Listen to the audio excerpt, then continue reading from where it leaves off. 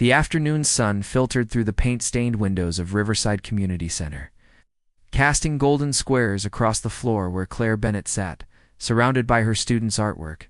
She carefully arranged the watercolor paintings on the drying rack, each one representing hours of patient guidance she had given to the children who came here after school. Teaching art to kids was her passion, but it barely paid enough to cover groceries. Her phone buzzed insistently in her pocket. Claire wiped the cerulean blue paint from her fingers onto her already colorful apron before pulling it out. The reminder glared at her. Jamie's doctor appointment, 4 p.m. tomorrow.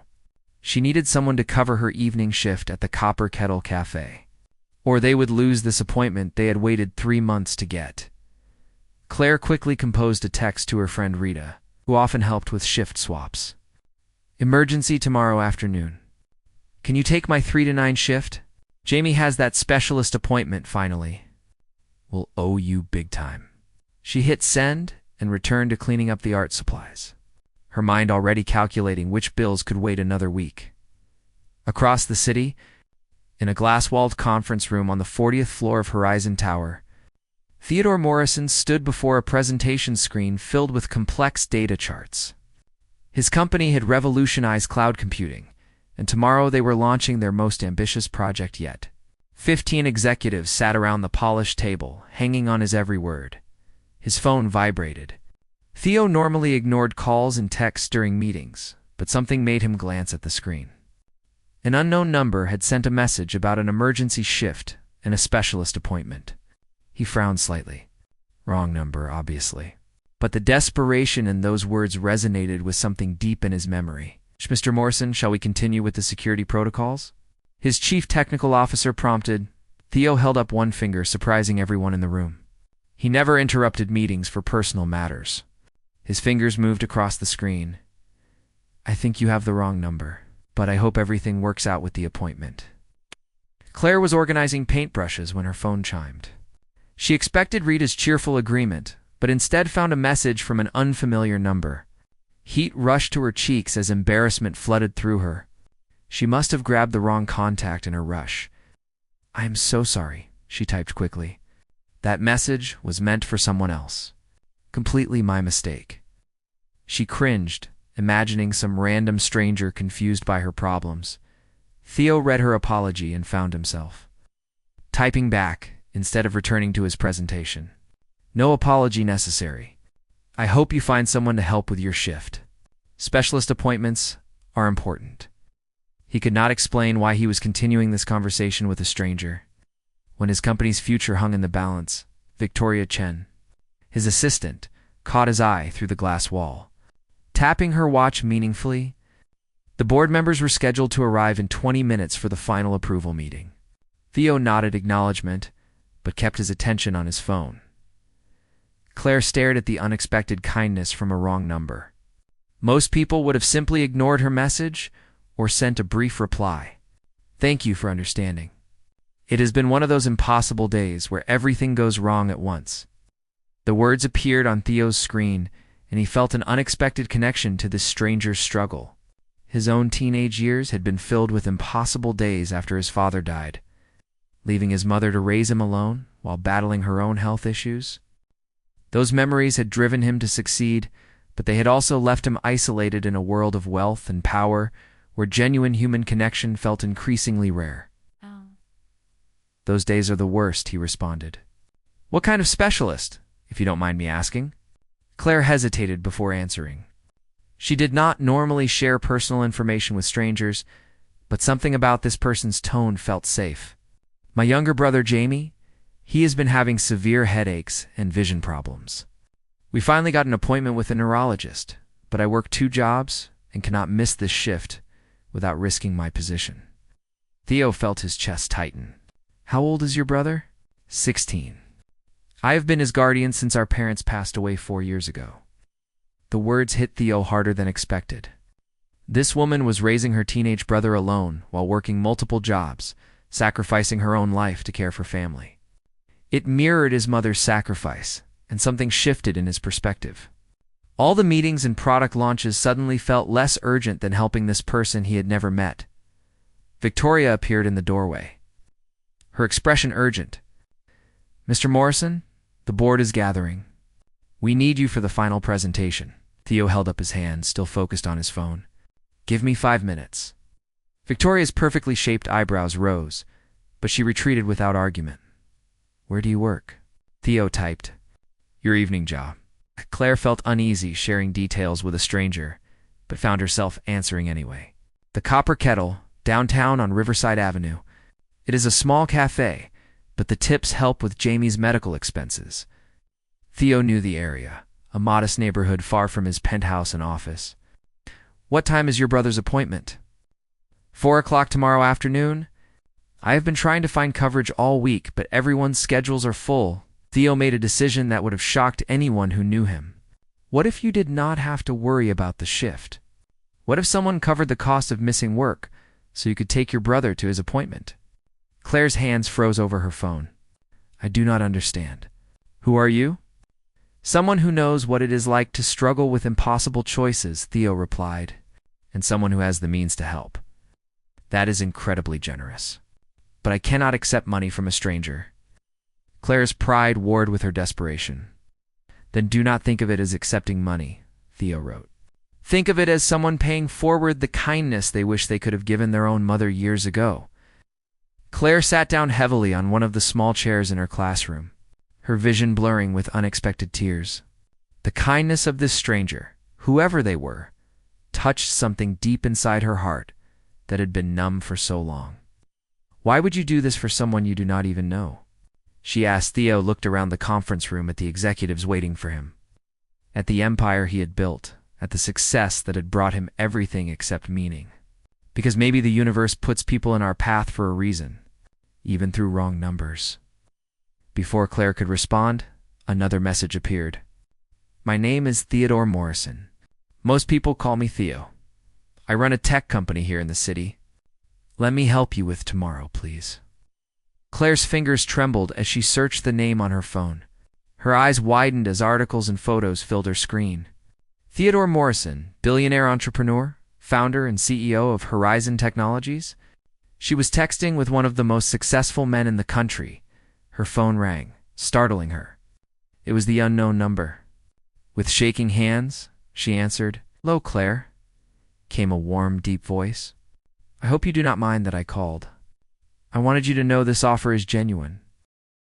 Claire stood in her small classroom, phone pressed to her ear, trying to process the reality that a billionaire was calling her about helping with her brother's medical appointment. The voice on the other end was warm and genuine, not at all what she expected from someone so wealthy and powerful. I know this seems strange, Theo continued, but I mean what I said. Let me help with tomorrow. No strings attached. Claire walked to the window, watching children play in the community center's small yard. Mr. Morrison, I appreciate the offer, but this feels overwhelming. We just met through a wrong number minutes ago. Call me Theo, please. And you are right to be cautious. What if we met for coffee first? Somewhere public, so you feel comfortable. Then you can decide if you trust me enough to accept help. Something in his tone made Claire pause. He sounded lonely despite his success, like someone who genuinely wanted to connect with another human being. The Copper Kettle. I finish my shift here at the community center in an hour. I could meet you there at 6. I will be there, Theo promised. After hanging up, Claire gathered her art supplies with trembling hands. Victoria appeared at Theo's conference room door again, this time with visible frustration. Mr. Morrison, the board has been waiting for 15 minutes. This is the most important meeting of the quarter. Theo looked at his assistant, then at the executives fidgeting around the table. For years, he had prioritized every meeting, every deal, every opportunity to grow his empire. But right now, meeting Claire felt more important than any business transaction. Reschedule it, he said firmly. Victoria's mouth fell open. Reschedule. The product launch is tomorrow. The board needs your final approval tonight, and they can approve it without me. Marcus can handle the presentation. I trust his judgment. Theo stood and grabbed his jacket. Send me the documents. I will review and sign them remotely. Where are you going? Victoria asked, bewildered. To meet someone who reminded me why success matters in the first place, Theo replied. Walking past her toward the elevator an hour later, Claire pushed open the door to the copper kettle, her heart racing. She had changed from her paint-stained teaching clothes into a simple navy dress. Though she felt self-conscious knowing she was meeting someone who probably wore suits that cost more than her monthly rent, Theo sat at a corner table, and Claire recognized him immediately from the photos she had found online. But in person, he looked different. Less intimidating, more human. He had removed his tie and rolled up his shirt sleeves, and when he saw her, his face lit up with a genuine smile that transformed his serious features. "Claire," he stood as she approached. "Thank you for coming." "I almost did not," she admitted, sliding into the chair across from him. "This whole situation feels like something from a movie, not real life." Theo laughed, a rich sound that made other customers glance their way. "I felt the same way when I got your text. I was in the middle of the most important meeting of my career, and suddenly nothing seemed as important as responding to a stranger's message." Claire studied his face, looking for signs of insincerity but finding none. "Why did you respond?" "Most people would have ignored a wrong number." Theo's expression grew serious. "My mother raised me alone after my father left when I was 12. She worked 3 jobs to keep us afloat, and I watched her struggle with impossible choices every single day. Medical appointments versus rent money. Groceries versus school supplies. She sacrificed everything for me." "What happened to her?" Claire asked softly. "She passed away 5 years ago. Cancer. By then I had made my first fortune and could afford the best treatments. But it was too late. The disease had spread while she was working herself to exhaustion and ignoring symptoms because she could not afford to miss work for doctor visits." Pain flickered across his face. "Your text reminded me of her struggles, and I realized I could not ignore it." Claire felt tears prick her eyes. "I am sorry about your mother. That must have been devastating."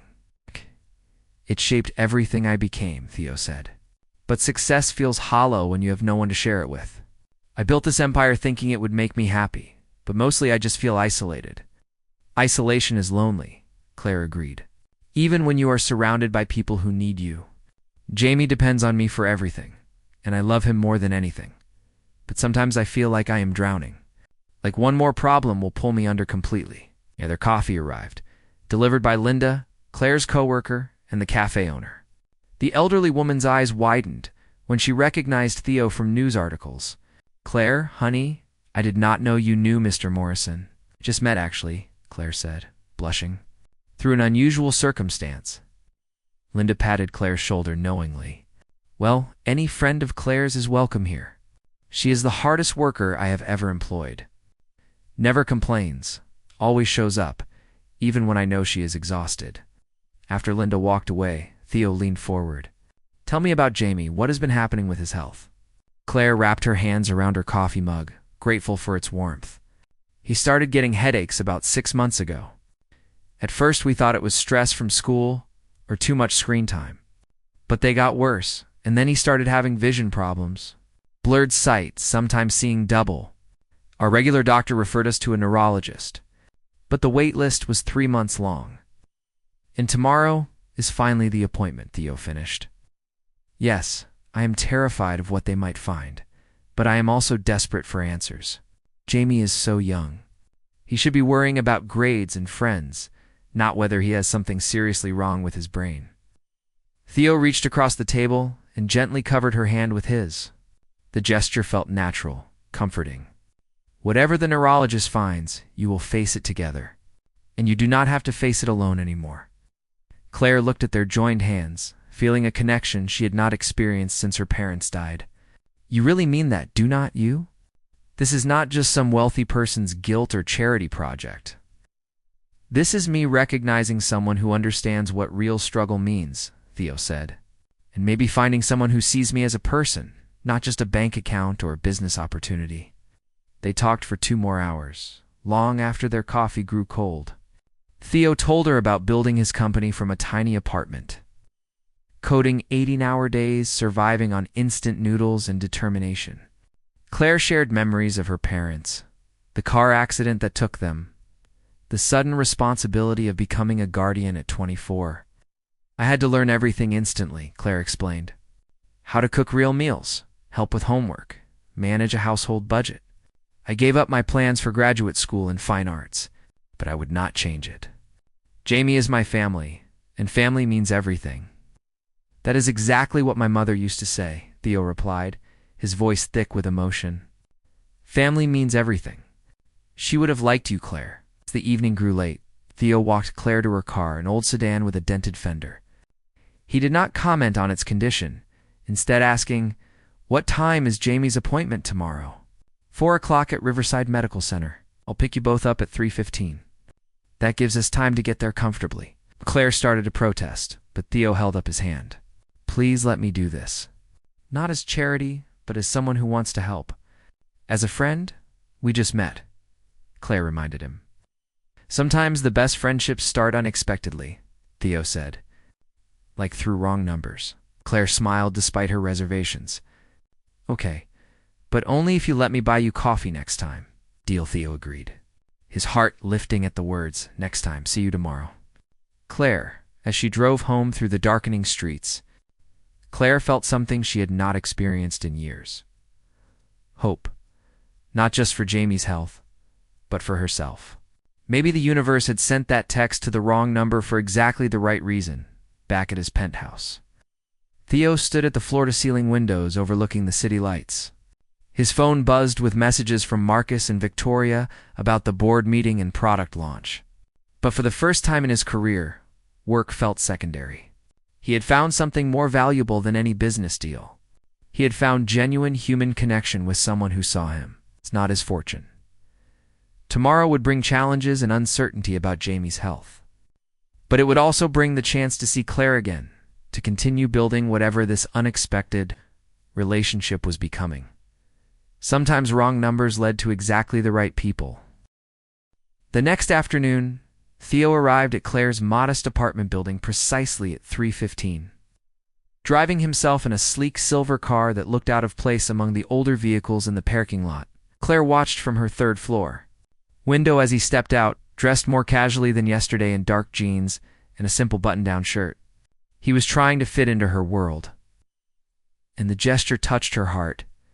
Jamie stood beside his sister, nervously adjusting his jacket.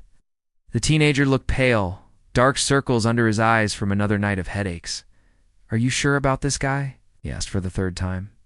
What if he is some kind of weirdo? He's not a weirdo, Claire assured him, though her own nerves fluttered. He's just someone who wants to help. Be polite, okay? When they met Theo in the lobby, he greeted Jamie with easy warmth. You must be Jamie.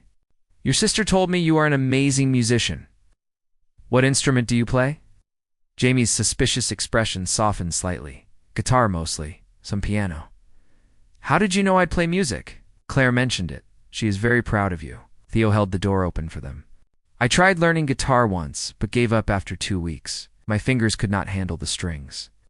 During the drive to Riverside Medical Center, Theo kept the conversation light, asking Jamie about his favorite bands and school projects.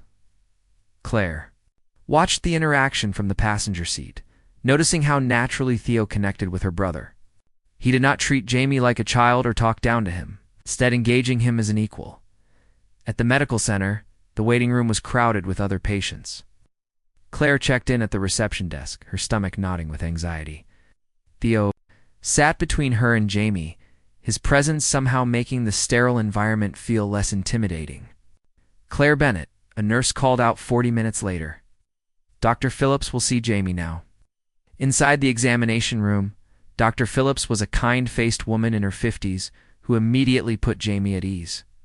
She conducted a thorough neurological exam, testing his reflexes, vision, and coordination. Claire held her breath during each test, Theo standing quietly beside her, his hand finding hers and squeezing gently. I want to order an MRI, Dr. Phillips finally said. Based on Jamie's symptoms and what I am seeing in the examination, we need detailed images of his brain. There could be several explanations, ranging from minor to more serious conditions. Claire's face went pale. How much does an MRI cost? Our insurance has a high deductible. The imaging center can discuss payment plans, Dr. Phillips said sympathetically. But this is important, Claire. We need to know what we are dealing with. Outside the office, Claire leaned against the wall, fighting tears. The MRI would cost thousands of dollars, money she simply did not have. Jamie looked frightened, feeding off his sister's distress. "Hey," Theo said softly, touching Claire's shoulder. "Let me help with this." "No," Claire said immediately, shaking her head. "You already did enough by bringing us here. I cannot accept more." "Claire, this is Jamie's health. Pride does not matter when someone you love needs medical care." "It is not about pride," Claire said, her voice breaking. "It is about not being someone's charity case. It's about maintaining dignity when you have already lost so much control over your life." Theo pulled her into a quiet corner, away from Jamie's hearing. "You think accepting help means losing dignity?" "My mother thought the same way. She refused assistance even when she desperately needed it, and it cost her life. Please do not make the same mistake." Claire looked into his eyes, seeing genuine pain and concern there. "Theo, we barely know each other. This is too much." "Then get to know me better," Theo said. "Have dinner with me tonight. Talk to me. Let me be part of your life, not as some distant benefactor, but as someone who cares about you and your brother." Something in his words made Claire's resistance crumble. She nodded slowly. "Okay, dinner. But somewhere normal, not some fancy restaurant where I will feel out of place." That evening, Theo took Claire to a small Italian restaurant in her neighborhood. The kind with checkered tablecloths and family photos on the walls. They sat in a corner booth, sharing pasta, and talking about everything except money and medical bills. "My mother called me yesterday," Theo said, twirling spaghetti on his fork. "Grace Morrison, still living in the same small house where I grew up despite my offers to buy her something bigger. She asked why I sounded different on the phone, happier somehow."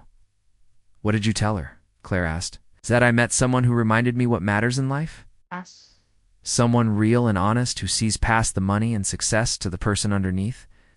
He reached across the table, taking her hand. "Someone I think I am falling for, even though we just met." Claire's breath caught. "Theo, your world and mine are completely different. You live in penthouses and run billion-dollar companies. I live paycheck to paycheck in a small apartment. How could this possibly work?" "Because none of that matters when two people genuinely connect," Theo said. "My wealth is just circumstance. It does not define who I am, any more than your financial struggles define you. What defines us is how we treat people, what we value, how we love." "I am scared," Claire admitted. "Scared of needing someone again, of depending on anyone besides myself. When my parents died, I learned that the people you love can be taken away in an instant. Building walls feels safer than opening my heart." Theo moved to sit beside her in the booth, wrapping his arm around her shoulders. "I understand that fear. I have built my own walls for years, using work and success to avoid real emotional connection. But meeting you cracked those walls, Claire.